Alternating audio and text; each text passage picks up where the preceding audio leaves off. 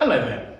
Today I'm fortunate enough to be in Hermitage in the northern Rhone with Domaine Paul Jaboulet. In fact, the facility they call Vineyard, which is a restaurant come tasting room right in the heart of Tain itself at the bottom of the Hermitage hill.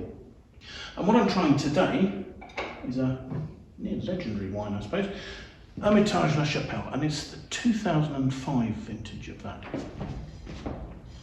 Now, Hermitage La Chapelle, so named because the Jaboulet family, who'd been making wines in the Rhone Valley since the late 1830s, in 1919 purchased, you see there's a small chapel there, the Chapel of St Christopher, at the top of the Hermitage hill. Evidently it had fallen into disrepair and the church were looking for somebody, one of the vignerons, to buy it, and it was Jaboulet who paid, I believe, 4,000 francs for the chapel. And that's an important fact about Hermitage La Chapelle. It's not actually a single vineyard wine. It's a brand produced from a number of sites on the Hermitage Hill. I mean, it's a fairly consistent set of sites, but it's not a single vineyard wine. And that actually gives it some advantages in that the proportions of the various parts can be varied according to the vintage conditions. Now, this particular vintage, I believe, is made up with wines from 4 sites. So on the western side of the hill, you have 2 sites, Bessards and Varens, and these are on granitic soils, so free draining soils. And then you get stonier soils from Mial and Rocoul, which is slightly further to the eastern side of the hillside. Now, normally, my understanding is that a fair proportion of fruit from a site called Les Griffaux, which is more towards the bottom of the hill, is used, but that's not noted in the technical notes for this particular vintage, so perhaps that was omitted in 2005.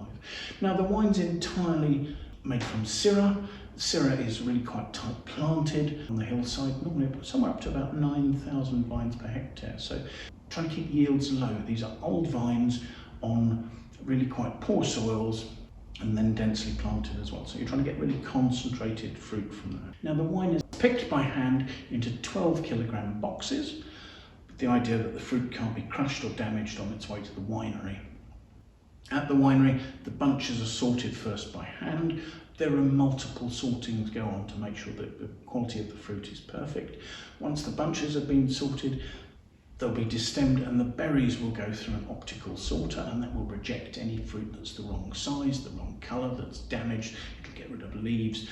And so you should only have the best quality fruit ending up in the vats. Now that fruit is then crushed and it'll undergo a 2-week pre-fermentation cold soak.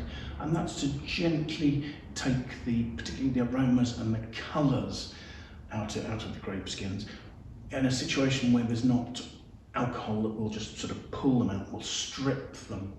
Once that's complete, the wine is elated with a locally cultured yeast, so a yeast that's been selected for being typical for the locality that's then been cultured. So not an indigenous yeast, but one indigenous to the region, if that makes more. Fermentation lasts 10 days, and during that period there are pump overs and push downs to enable the winemakers to control the level of extraction of colours, tannins and flavours from the fruit.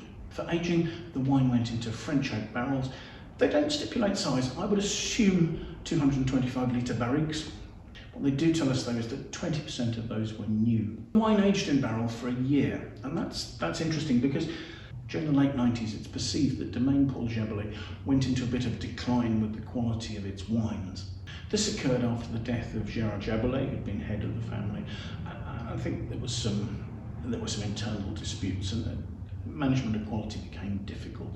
So in 2006, the property was bought by Jean-Jacques Frey and his daughter Caroline, newly qualified enologist from Bordeaux University. So they bought the property in January 2006. So this wine would still have been in barrel at this stage. So this is the last wine that the Jaboulet family made from these sites on the Hermitage Hill. And it was the first wine that was bottled by the Frey family here. Now, subsequent to that, the Freys have worked really hard and invested in the property, improving the winemaking facilities, reducing the amount of fruit that's bought in from other companies, mostly for the lesser wines, just ensuring quality control. And these days, all their vineyards are certified as being organically farmed. So there's been a real perceived increase in quality in these wines, certainly over the last 10 years or so. 2005, however, was an excellent vintage, with a winter that was dry. In fact, there was a drought through pretty much until July, when some much needed rain showers came through and just gave a little bit of relief to the vines that were just starting to suffer from a little bit of water stress.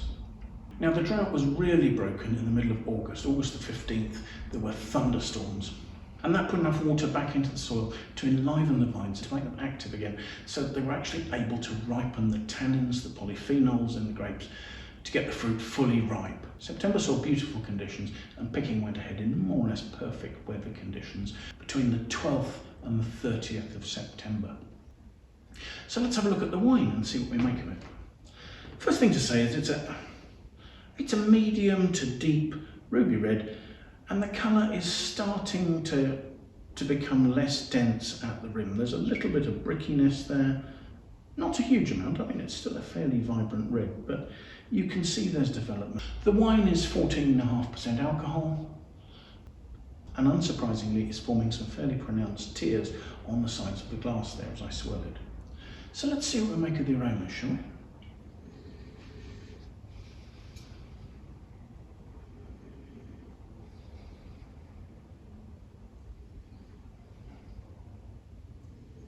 The aromas have astounding complexity. There's meatiness, there's spice, there's a charred sort of note. There really is a note of old barrel in there. It's like dustiness. There are spices. There's definitely a pepperiness there. There are hints of bacon fat. There's plenty going on in this. There's power in the aromas. There's complexity. It's a wine that has really gained plenty with age. So let's have a taste.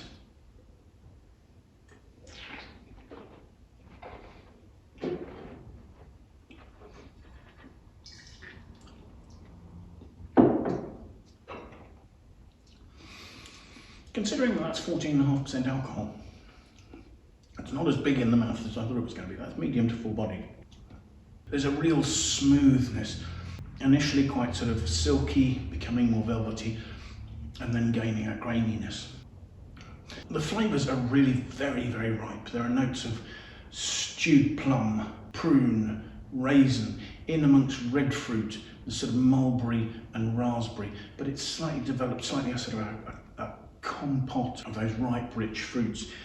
I talked about a sort of smoky, charcoal, charred note on the aromas. That's again showing itself there. There's a sort of a dustiness, a meatiness, and again, just a dusting of pepper across the back palate. And it's not vividly peppery. I've come across much more peppery cereals than that, but it's certainly part of the makeup of this very complex wine.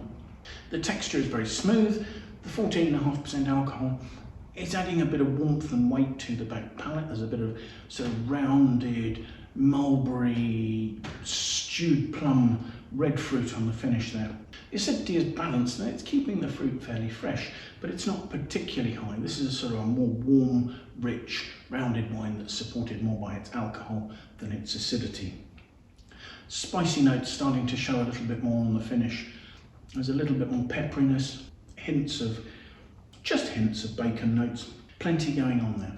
I mean, I think this is a wine approaching full maturity. I don't think there's any hurry to drink it up. I mean, I think that the wine's power probably means that you could leave this for another 10 years at least, probably longer. Looking at the Wine Searcher aggregated score for this, I can see that it's been scored at a 92. Now that seems a little harsh to me, given the fact that this is a wine that's coming up to 20 years old and it's still showing vivacity, structure, life. I would tend to grade it slightly higher than that. Not a lot, probably a 93 or so.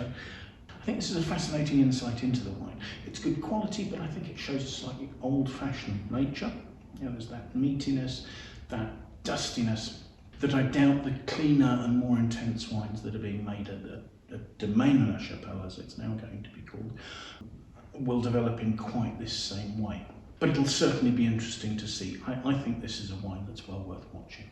So thank you so much for joining us. I do hope you've enjoyed the tasting. If you have, do please press the like button. If you have friends you think might like to watch the video, we'd be delighted if you'd pass that on to them. If you'd like to watch more of these videos, please do subscribe to our YouTube channel. If you have any comments, please leave those in the comments box below. We genuinely enjoy hearing what you have to say about the wines we're looking at, the tastings we're doing, or anything else that relates to that. I'll leave a link in the notes below to the page for this vintage of this wine on the Wine Searcher website, and there you'll be able to see where it's available, what its pricing is, and any other background information we've got there, including that aggregated critics score that I was talking about. So thank you so much for joining us, and I do hope you'll make some time to come and join us in the future for another tasting. Thanks again. Bye for now.